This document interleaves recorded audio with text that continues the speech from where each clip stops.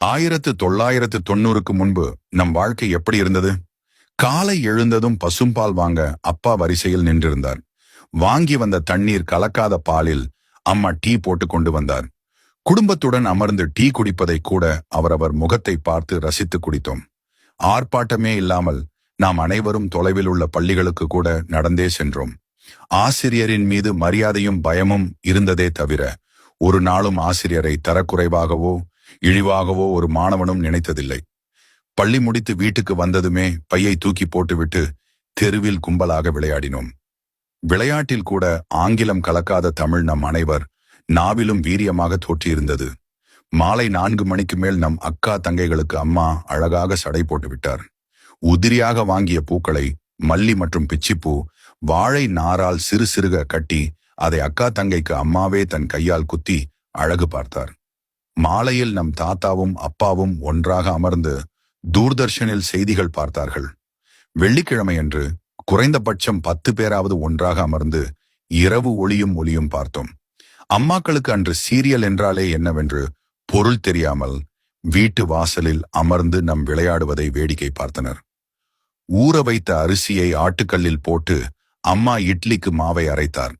அதிகபட்ச அப்பாக்களுக்கு சிகரெட் மற்றும் குடிப்பழக்கம் இல்லாமல் இருந்தது. ஞாயிற்றுக்கிழமை மதியம் தூர்தர்ஷன் மாநில மொழி திரைப்படத்துல தமிழ் படம் வராதா என இயங்கியிருக்கிறோம். ஞாயிறு மாலை டிவியில் திரைப்படம் பார்ப்பதால் தெருவில் காக்கைகள் கூட பார்க்க முடியாத சூழ்நிலை இருந்தது. ஞாயிறு பார்த்த படத்தை பற்றிய விவாதம் திங்களன்று பள்ளி நண்பர்களிடத்தில் தொடர்ந்து கொண்டே இருந்தது. உறவினர்கள் வீட்டிற்கு வந்தால் அவர்களுக்காக வாங்கிய குளிர்பானத்தில் நமக்கும் கொஞ்சம் தருவார்கள் என காத்து கொண்டிருந்தோம். தீபாவளி, ரம்ஜான் என பண்டிகை காலங்களில் புது துணி எடுக்க குடும்பத்தின் ஒன்றாக சேர்ந்து போனோம். அம்மா அப்பா வாங்கி கொடுத்த துணியை மட்டுமே அணிந்து அழகு பார்த்தோம். ஒரு தெருவிற்கு 2 பேர் காதலிப்பதே அபூர்வமாக இருந்தது.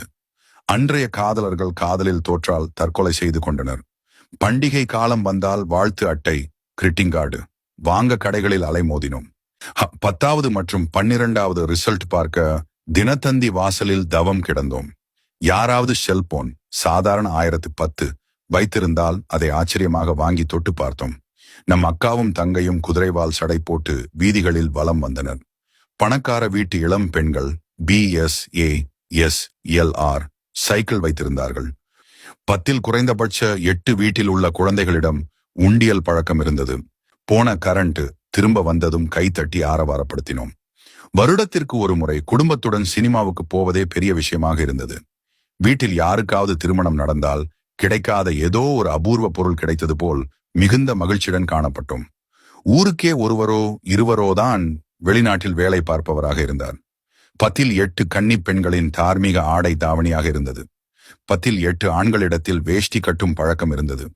பள்ளி விடுமுறை காலத்தை வெளியூரில் உள்ள தாத்தா, மாமா, சித்தப்பா, பெரியப்பா வீட்டிற்கு சென்று விழா போல கொண்டாடினோம். கிணற்றில் குளிக்கும் பழக்கம் இருந்தது. பலருக்கு நீச்சல் தெரிந்திருந்தது. அடிக்கடி காய்ச்சல், தலைவலி வந்தது கிடையாது. பல சரக்கு கடைகளுக்கு போகும்போது மஞ்சள் பைகளையே உபயோகித்தோம். தரையில்தான் அதிகபட்சம் உறங்கினோம். பாயை தவிர வேறொன்றை கண்டதில்லை. 12 மணி நேரம் உழைத்தாலும் உடலில் வியர்வை நாற்றம் வந்தது கிடையாது. இவை அனைத்தையும் விட அப்பா அம்மா சொல்படி கேட்டு அனைவரும் நடந்தோம். உலகிலுள்ள அத்தனை வசதிகளும் அருகிலே இருந்தால் கூட இன்று இவற்றில் ஒன்று கூட சாத்தியமில்லை. பழைய பொக்கிஷங்கள் ஒன்று கூட கிடைக்கப் போவதில்லை. அன்றைய வாழ்நாள்தான் சொர்க்கம்